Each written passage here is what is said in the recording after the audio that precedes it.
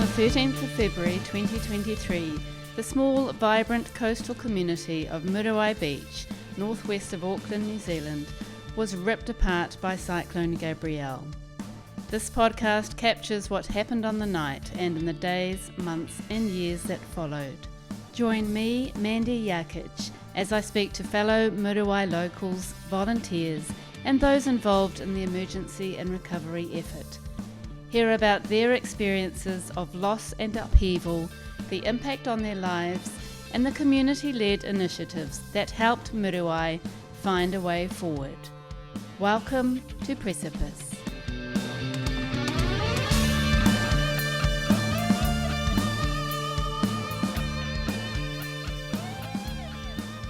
In this episode, I speak with Kenton Osmond, a long-time Muriwai resident who is a member of the Muriwai Community Association and was a key figure in establishing and managing the Muriwai Emergency Response Group following the cyclone for almost 9 months.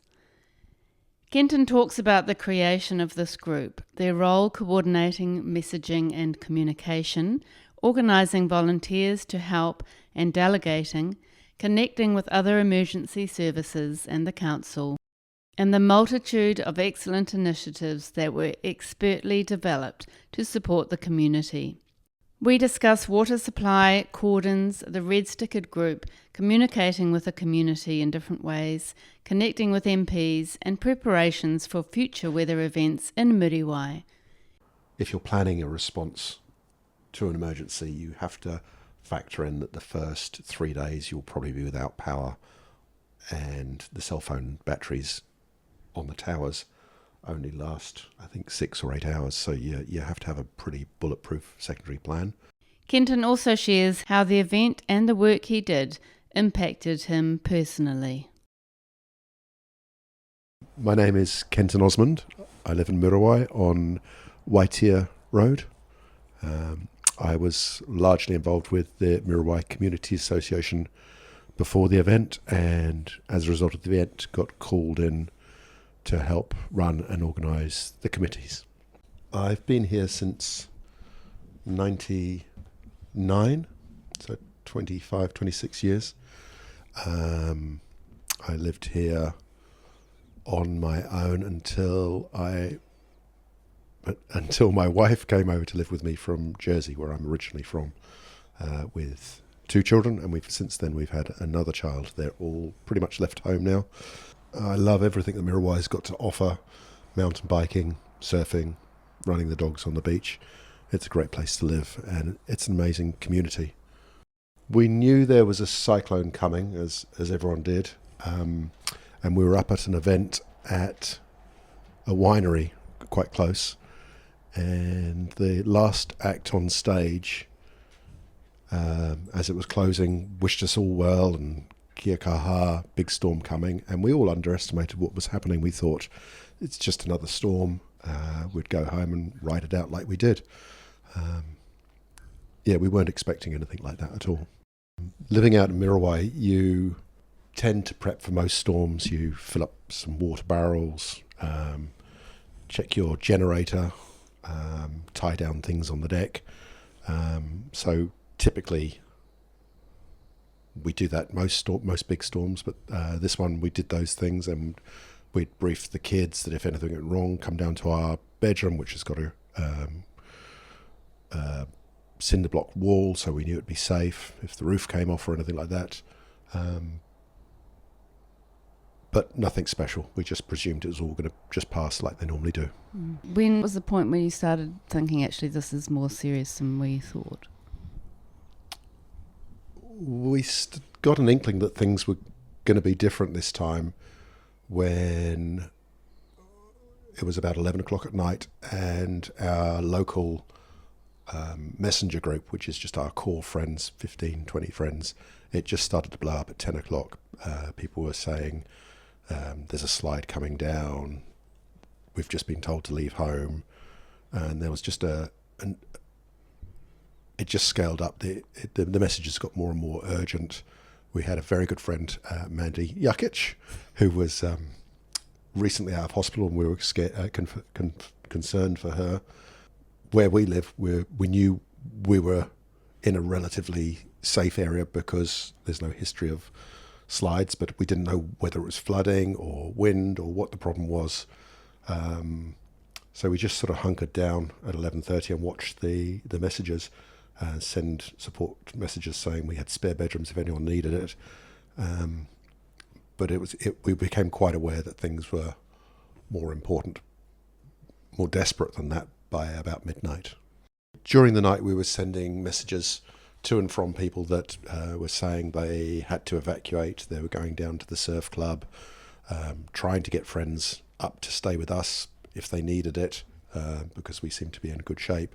So, but the next morning, about 4 or 5 o'clock in the morning, we got a knock on the door, and our good friends John and Odette, very bedraggled looking, soaking wet, came knocking on the door and just asked to come in, and they had spent the whole night in the surf club with their dog and their feet up on chairs in about a foot of water, I believe. And they were the first to arrive and come and stay. It was at that point we just really realised the size and the impact on people. They had described 200 people, I think they described in the surf club. So they just stayed, and we tried to normalise things. They didn't have a clue how their house had held up. They just had to grab what they could and leave. So they literally had their clothes they were standing in. So once they'd warmed up and the day had got going, I think about 8 or 9 o'clock in the morning, we drove down the beach. It was fairly flooded. Walked up into the forest, which you probably weren't meant to go into, but we kept a wide breadth away from the cliff once we knew there were slides. Walked up into the forest and tramped along the side of the forest to see if we could see whether Johnny's house was still there. I walked ahead. He wasn't sure that he could bear to see it, so he asked me just to go ahead and tell what was happening. So I walked 50 metres ahead, and then you could see slides either side of his house, and then we saw the tip of his roof, and then the whole of the roof, and it turned out that his house was relatively unscathed, but the houses either side were eventually red stickered and removed. Yeah. So how were you feeling at that point in the morning after? What did you feel like you could do, or how were you feeling about being in your home? Initially, I don't think anyone whose home had survived unscathed was really aware of the damage that was done to other people's homes. Because the homes were cordoned off, we weren't allowed to go and see them. As somebody that had no physical damage to their house, you thought it had just been a bit of flooding or a little bit of a slide, but the whole of Domain Crescent, for instance, you couldn't get to. Most of Mototara you weren't allowed to get to. So it was only some weeks or months after, as I got more involved, that you could actually see what people had gone through on that night. You had no awareness that it was very difficult to put yourself in their shoes. It was once you saw inside of houses with all their belongings ruined and blown away and slid, that you really realised what had happened. You were unaffected as far as your house goes. Did you feel like you needed to do something or sort of contribute in some way? So initially, other than just hosting our friends, it was difficult to know what to do because there wasn't any coordination. At that time, it was just the emergency services cordoning off the homes and making sure that nobody was going in, putting their lives in danger. The initial response was just to make sure a secondary disaster didn't happen. I went to see Dennis from the Volunteer Fire Brigade to see how I could help, and we decided, given my background and the fact I was involved with the Muriwai Community Association, that I might be a good person to coordinate all the comms for Fire New Zealand and the emergency response and the Auckland Emergency Response Group, I think they were called. And what is your job? What has given you that kind of experience? So I've worked in marketing for 20, 30 years as a creative, sort of understanding, messaging and how people might react. And I was quite involved with the community. So I was given the role of coordinating the messaging to trying to get it out to as many people as possible. Obviously with Facebook, not everybody's on it. And there's also the problems of making sure everyone sees all the messages. So initially what we just started doing was doing printouts and putting them on notice boards, just giving the emergency information as we got it, and the emergency advice that we could share with the group. So in the first couple of days, the core groups were the Auckland Emergency Response, which was Auckland Council, Fire and Emergency New Zealand, the police, and Red Cross, and also council, I guess, trying to work out how to do things. I sat with them as the liaison to the community initially, but it became quite clear that we needed to set up our own group as residents to divide and conquer and share information. And I sort of agreed to coordinate all those groups together so we could make a plan not just for the emergency response, but what we could do to help the community that were unhoused, what we could do to provide food. I mean, you have to remember these people don't have anything from their houses. They've just walked out the door that night and they haven't been allowed back in. They've got nowhere to live, no cars to get their kids to school, no clothing, no bedding. And effectively, they're just either in the surf club, at the golf club, which is housing people. So we just had to find places for them to live and all the basic necessities to look after themselves and their kids. So as somebody that's lived in the community for 25, 26 years, I'm lucky enough to know a whole bunch of great people, but also some of their strengths. What we decided to do was decide who would be good at something and then just shoulder tap them and say, we need you to help out with this. At that point, nobody was even considering work. They were just getting on with surviving. And everybody we asked instantly just said yes and took on a role. So we got in touch with Tolan and Andrew from the golf club, and they were good enough to take people in and open the showers up because they had a generator and their own water supply. We also got in touch with Cheryl and Denise from the campsite and asked what they could do to help. They were closed by the council, but they got permission to open the campsite up and just let people come and stay. Some people had motorhomes or borrowed caravans. Caravans were lent to us, and we had whole families. The campsite was pretty much full. Another resident, Anne, volunteered to put together a food store. Mags coordinated all the offers of help and then put people on hold until we're ready for that help, or organised shipping of food, of bedding into the area. We got in touch with the local posties to come up with a solution. Obviously, people's post needed to arrive, but the houses were no longer there. So the postman would come down to the surf club at a given time and wait all morning and be available to hand out post from his van, or within time he got to know which place on which campsite or who was staying with who to deliver mail.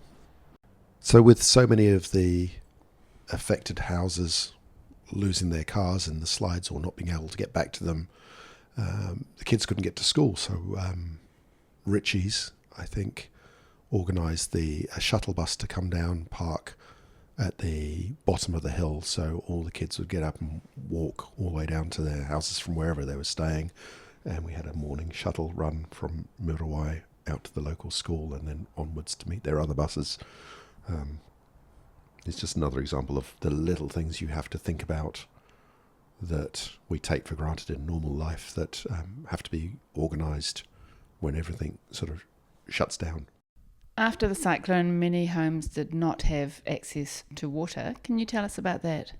During the slide, the main water facility for the community on Mototara Road was damaged and the water was undrinkable.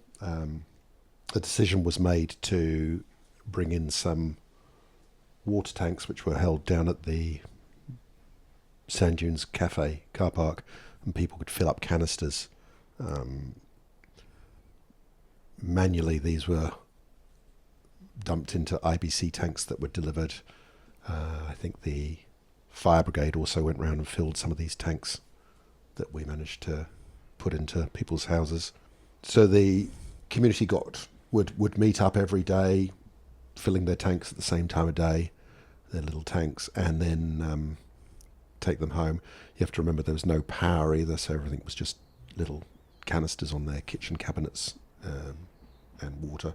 And the rest of the community was water tanks apart from Mototara Road? Yeah, so everyone on the top half of the community is on water tanks, and typically we would share our water with them.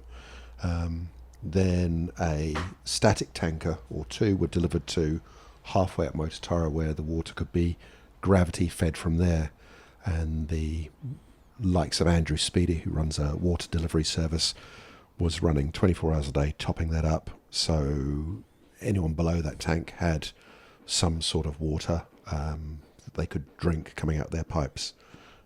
It was a good, I think, 6 months before the full water system came through. After a couple of weeks, the group started to function really, really well, and everyone started to learn their roles as they were. The group was mostly run by people that weren't affected by the cyclone in the same way. They were people whose houses were undamaged and hence were available to help. We had a food store, we had clothing, we had bedding, all running out of the surf club. We had a warehouse up in Waimaku holding extra supplies.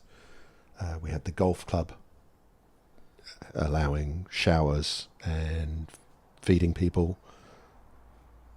And then we had accommodation being found part-time and more long-term, as close to the community as we could do. The school was giving packed lunches to kids. The whole thing was starting to function. Some water was coming online for some properties, but still very little power. Most people were running on generators and sharing their generators. They would run for a couple of hours, top up their freezers, and then run the generator next door to plug into their neighbours. But the whole community was pulling together and working as one. The part of the community that was able to help were the unaffected people, and everyone else was just trying to hold their lives together. After about 3 to 4 weeks, we had realised that the affected people had started to feel excluded from these roles, and they started to come in and say, how can we help? What can we do? And that's where we actually got some indication of the size of the damage and the emotional damage that was done, and how much more ongoing help was required. So the responders were sort of split into two groups. There were the white stickered and the red stickered group. My house is fine, but how can I help? I don't have a house, and what the hell can I do? Jeremy Jones, who'd lost his house, he thought, and Mike Hibbert, much the same, managed to find time, come down and join the group, and be real representatives of the people that needed the most help. They ended up forming their own WhatsApp group where the information was shared widely and that community was able to pull together and help each other in a way that the response group that was initially formed wasn't.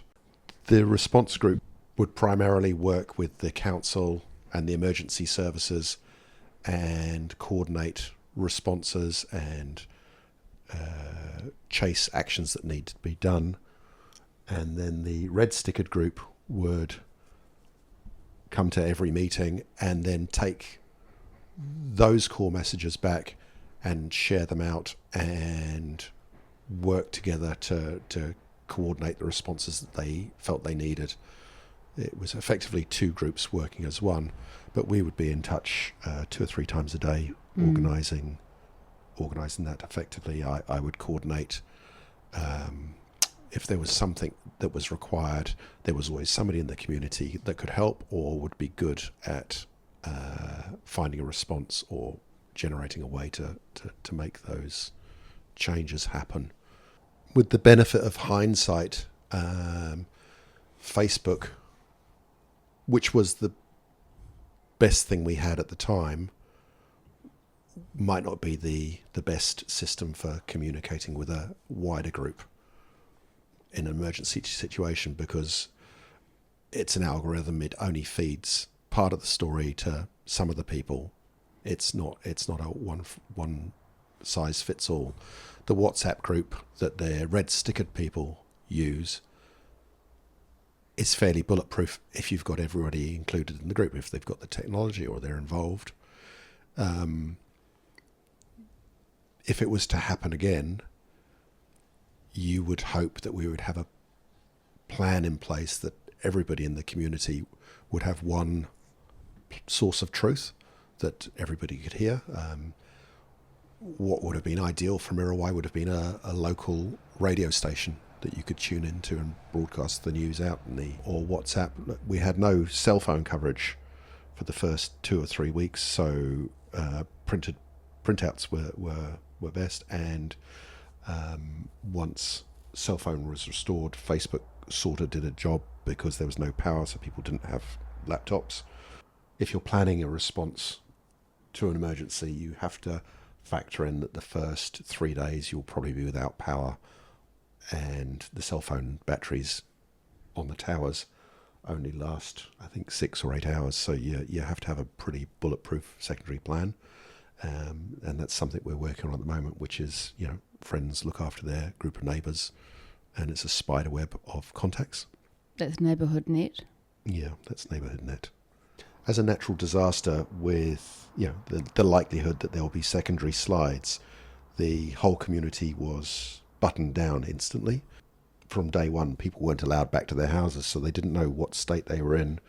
Cordons were put in place at all the entrances into the community. Effectively, there's 2 roads in. They were both blocked off, and with a hard cordon at the top, which was manned, and a softer cordon at Waitia Road that lets some traffic in and out if you're a local, one way in, effectively from now on. This was to make sure that the wider population didn't just come in for sightseeing, but also to stop opportunists going through and stealing all those belongings that are locked in people's houses. The council and Auckland Transport, I think, put the cordons in place. However, having them manned 24 hours a day was obviously an expensive exercise. The community were really good. They would go up and take food and cups of tea to the people working the cordons overnight, and they did a great job. Very little traffic or sightseers came in. However, within about a month or 2, the cordons were due to be lifted. The whole community was rightly very scared that their properties were going to be broken into and looted effectively, and there was a lot of pressure. It was coordinated pressure to insist that nobody would come back in to the communities that wasn't welcome.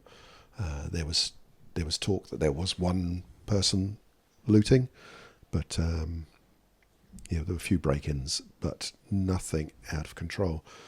The houses, I think, were empty for 3 or 4 months.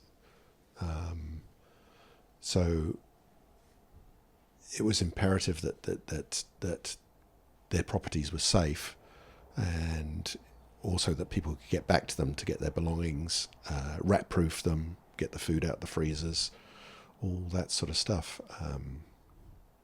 So it was a difficult time for people that couldn't get back to their belongings or their houses to secure their. What would happen at the top of the hill is you would get stopped and they would ask you your name and address. They'd look at a list and check you're meant to be there. We printed some stickers that people could put on their cars saying, proving that they were a local. So after the first few days, once people had sort of digest what had happened, found out if their houses still existed, rightly, people wanted to know some answers. Were they insured? Were there any plans for their houses? Were there any plans to shore up their slides? What was going to happen in way of reparation if they weren't covered? The council held a meeting down at the golf club, attended by pretty much everyone in the community, and it was very, very heated. I think the meeting was too early, and the council hadn't had time to formulate a plan because it involved the government as well as the council, as well as Auckland and the wider government. So the meeting didn't go very well.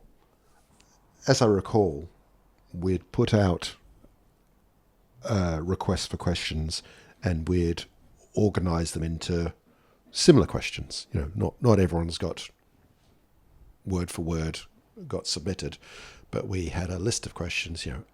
What happens to our insurance? What happens if we're not covered? How long is it going to take? Just the basics. But because the first meeting was so quickly after the slides, the answers weren't there, and there was a lot of heat. The meeting ended up getting cancelled because it just turned into a bit of a mess. It got a bit shouty, and I think we were largely dissatisfied with the council's initial approach, and I think it was just too big an operation for them to understand at that time. They didn't really have a plan, did they? There was definitely no longer term thinking at that stage, because of the concern that people had for what happens if my insurance doesn't come through, what happens to the value of my house, what are the long term plans for rehousing people if the land isn't livable again. I contacted Venushi Walters, who was the Labour MP for Upper Harbour.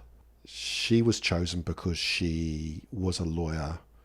She had friends out here, and she seemed like a really good fit for our community needs. Effectively, she became our conduit to the government, and we organised a meeting for the residents only to discuss their thoughts and work out where they potentially lie legally and what we thought the New Zealand government should do to help. This was about a week or so after the council meeting, and it was like night and day, the attitude in the meeting. It was,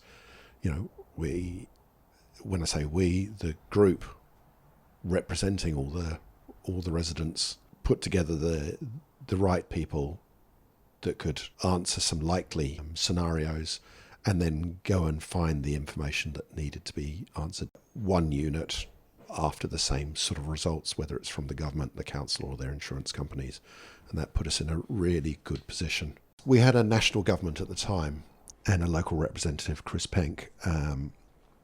We got in touch with him. One of the reasons we went to Venushi was she was recommended as a great all-round supporter of causes and a lawyer. It was amazing. making contact with her, as was pretty much everybody we got in touch with, because Muriwai was very much in the news at the time. We just phoned her directly, explained who we were, what we were doing, and why we needed some support. And straight away, as with all the other people that supported us, she just said yes, should be there straight away. And she also had a PA who was my point of contact for anything, and also any information that we needed government-wise. I could call him, and he would use the resources that he was allowed to keep us updated and give us information on developments. So at this point, following that meeting with Venushi Walters, and most of the people in the group were the red-stickered residents. It was a really good time for them all to get together and realise they were in the same situation, that they could work as a group to pull resources. And that's where the red-stickered group really took off, with the likes of Maria, Mike and Jeremy sort of pulling it all together.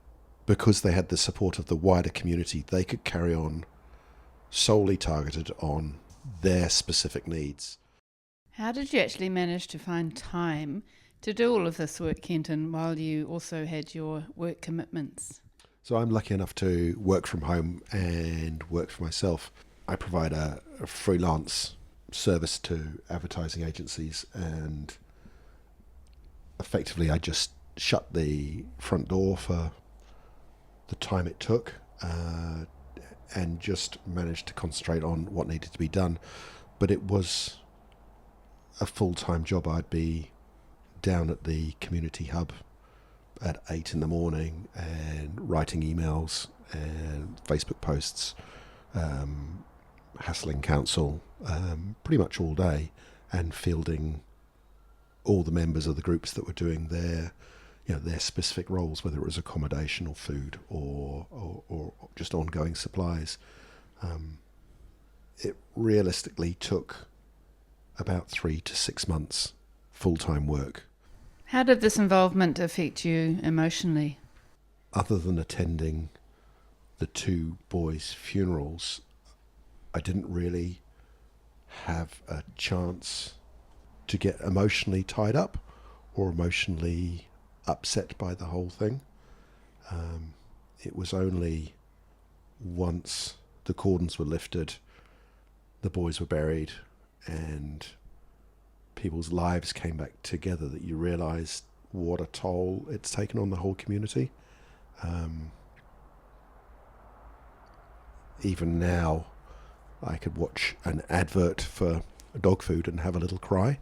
It really impacts you long term, seeing how many people's lives have been turned upside down. Being busy is a gift because you don't have time to worry about things. Shortly after the second funeral, you just hit a wall and you realise what you've seen, how many people are affected, and you tend to sort of let out all that pressure all in one go. That's what I did, and as a result of it, I've sort of walked away from community involvement because I feel like I've done all I can and I'm sort of tapped out a little bit.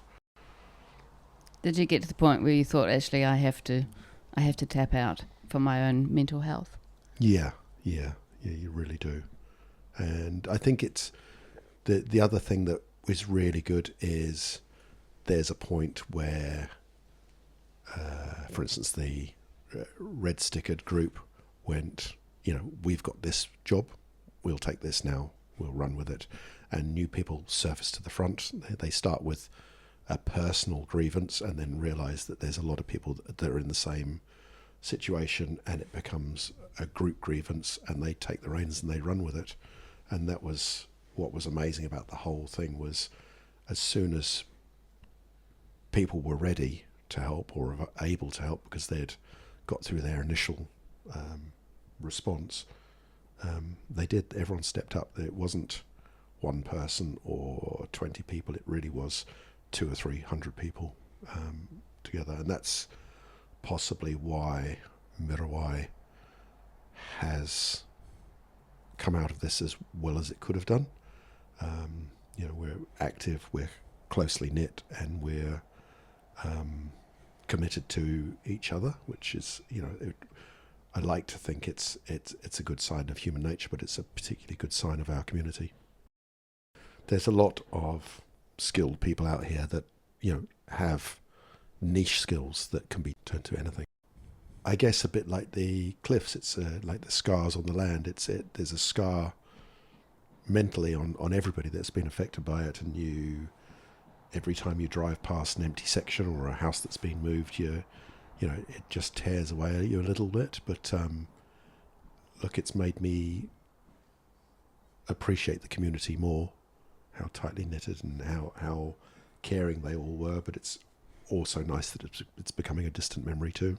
Do you feel like you respond to weather events differently and have a different sort of view on weather in general? Yeah, I think everybody out here responds to weather events, and I think that's down to the fact, even on the night of Cyclone Gabriel, we all went, oh, it's just another storm. And then we had one recently, and we were like, what if it's not just another storm? But it was just another storm. I think it's very easy to be blasé, but it's wiser to be prepared, and I like to think we won't be as unprepared if anything happens again. I think the communication was really good from the Muriwai Community Association before the last storm, which didn't turn into anything much, but I thought that was managed really well. It was quite reassuring. Yeah, it is really good. And you do take your house for granted, and you go, oh, I've got a water tank, I'll probably be all right. I've got a generator now, I'll probably be all right. But it's, you can't imagine what might happen until you see it. Is there anything else that sort of you could say to communities going through a similar event? We're told about global warming and more extreme weather events happening more regularly. If I was to live in a new community, I'd hope that they had a plan in place for a situation like this. Do you have a local association? Do they have an emergency plan? Are Fire and Emergency New Zealand involved with them? Do they have a coordinated event management system? Get to know your neighbours, work out who needs help. You need to effectively know what you could do for 3 days without power and water and being completely isolated if no vehicles or rescue can come to your help. How would you survive? How would your neighbours survive? You need to really just have that little emergency situation scenario just planned out in your head, and think about how would you cope, how would the people that you know cope, and what could you do to help those that might not be able to. What have you learned from this experience? From events like this, you learn where your strengths lie and perhaps what your weaknesses are. Taking on too much might be a weakness. Not asking for help might be a weakness. But at the same time, if you're surrounded by good people, there's usually somebody that will stand up and offer to take something away from you or help or come up with a better plan. And that's why, our response, I think, was as successful as it could have been, given the fact there was always somebody offering to take some load, or if you ask somebody for help and delegate, they would always say yes. So delegation is something that I've learned, and asking for help is another thing. And do you think, looking back, you might have pulled back earlier? I think it was the right time to pull back, which was good. I think I used what skills I had in the right way. I think the one thing I would like to have done is not got quite so angry with the situation. And mostly it was anger at bureaucracy or people saying, when I say people, I don't mean the community, I'm talking about council, saying they were going to do things and not doing them. When you're promised something and it doesn't happen, that doesn't help anybody. But yeah, but not letting yourself get wound up too much, but then you have to, because it's an emotional time and it's a high emotional cost for the people who are affected. And, you know, like I say, we were lucky enough not to be affected physically by the event. There was an enjoyment in feeling like you were doing something worthwhile. I think it was possibly the most worthwhile thing I've done. Like coming from advertising, you get somebody to get a credit card or buy a car. There's not a lot of reward, whereas actually, you know, I see people that I feel like as a community have been supported, and you've got to be proud of that. Is there something hopeful or meaningful you'd like to leave us with? The meaningful and hopeful thing is realising how resilient and strong people are. And, you know, before this I'd walked past people and nodded and said hello, but, you know, as a result of this I got to know people, and, you know, you only see a little bit of a person until you know them. You know, your preconceptions are probably wrong about most people. It's only when they get a chance to prove themselves, or you see that, and then you reevaluate them.